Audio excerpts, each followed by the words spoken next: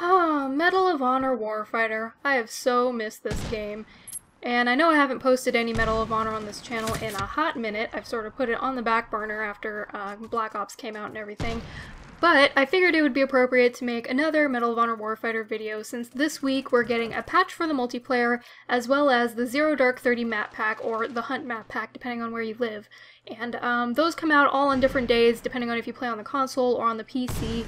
Those of you playing on the PC already got the patch, and I'm playing on Xbox, so I'm going to have to wait till tomorrow before I can see what the patch did and what improvements were made.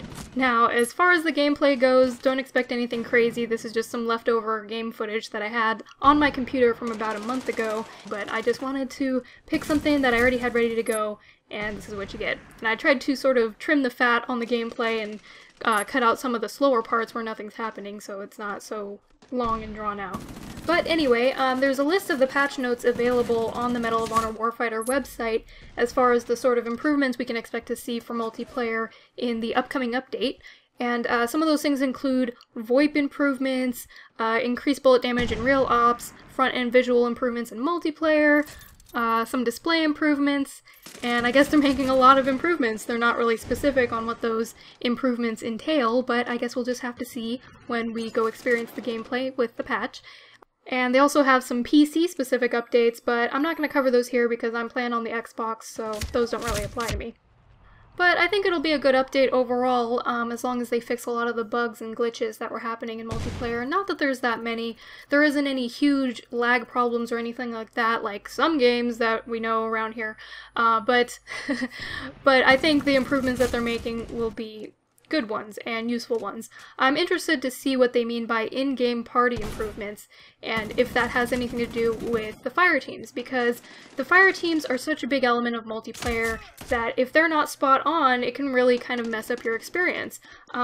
If you get put on a separate fire team, or if you get split up from your teammate altogether and get put on another team, you should be able to get back together with your fire teammate, because when you don't have your fire teammate with you, it can really sort of hinder your experience. So it would be nice to see some changes where we can have some more control over our fire teams once we join a match, because in the lobby what you can do right now is you can party up with your friends, pick your fire teams how you want them, and lock in your positions. And in theory this is supposed to make it so that once you get into the match you stay with your fire teammate, but that's not always the case. A lot of the times, even if you lock in your position, you'll get into the match and you'll either be split up from your fire teammate, sometimes you'll be put on completely different teams just due to auto-balancing, or you'll be put on a fire team by yourself, in which case you're at a huge disadvantage if you're trying to make it to the top of your team, because now you're going to have to accumulate twice as many points as the people who have fire team buddies. Plus, if you don't have a fire team buddy, or if you get put with a random who's not willing to work with you as a team, you can't really take advantage of all of the perks that come with having a fire team. Things like being able to see the red outline of the enemy who killed your fire team buddy. That is a huge advantage if you know how to work well with your fire teammate. And that adds a really nice strategic element to multiplayer based around teamwork, which I really miss when I go to games like Black Ops 2 or some other shooter.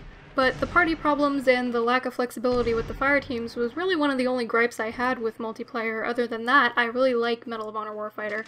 And I think it's unfortunate that not a lot of people really liked this game or weren't willing to give it a chance. But I think what happened is a lot of people expected it to play like Call of Duty just because a lot of the comparisons were made, but you can't play this game like Call of Duty. If you go into it expecting that, you're doing it wrong. So it plays a lot more like Battlefield, just more fast-paced, and yeah, there's a lot of comparisons you can make, but it's its own game and it has a lot of innovative elements that were really refreshing to see in a shooter, especially multiplayer-wise. Single player, not so much. I definitely would go towards the multiplayer for Medal of Honor Warfighter if you're going to pick up the game yourself. So anyway, I don't know about the Zero Dark 30 movie, if I'm going to go see it in the theaters or if I'm going to wait until it comes out like on DVD or something. It's made by the same director as The Hurt Locker. Catherine Bigelow, she won the Oscar for The Hurt Locker a couple years ago, and honestly, I didn't really like The Hurt Locker. It was just kind of boring, and I wasn't really interested in the character too much, the main character. It really had a lot of potential, and it was interesting at first, but it just really didn't do it for me. So I may or may not go see Zero Dark 30 in the theaters, but if I see it, I will let you know what I think of it. If you guys see the movie, I think it's coming out this week in select theaters, and for sure it's worldwide in January 2013. Let me know what you think of the movie. If you go and see it and happen to like it, maybe I'll change my mind, but we'll see. But the Zero Dark 30 map pack comes out this week on Tuesday for Xbox players. It comes out today for PC players, so you guys are probably jumping on that. But I will be playing that sometime this week. I got the limited edition of Medal of Honor Warfighter, so I already automatically get the map pack, which is pretty sweet. Pre-order bonus. And I will let you guys know what I think of it in next week's Medal of Honor Monday. So I hope you guys enjoyed this episode. I probably won't upload Medal of Honor every Monday how I originally planned, just because only a handful of you seem to really like these videos, and I'll still do it for you guys. Plus, I still like Medal of Honor Warfighter myself, so when I get the occasion to play and make a video, I'll go ahead and do that. Plus, I have several other games taking up my time lately, things like Far Cry 3, which is literally insane, by the way. Far Cry 3 is amazing. I would definitely recommend picking up that game, at least for the single player and the map editor. The co-op is really fun too. I played that yesterday on the live stream, so if you want to go watch that video, I'll go ahead and put a link to that in the description or something somewhere. But yeah, Far Cry 3 is awesome. I'm loving it. But anyway, I hope you guys enjoyed this video on Medal of Honor Warfighter. I'm going to go ahead and download the new map pack as soon as I get it on Tuesday, and play some games and hopefully get some footage for you next Monday.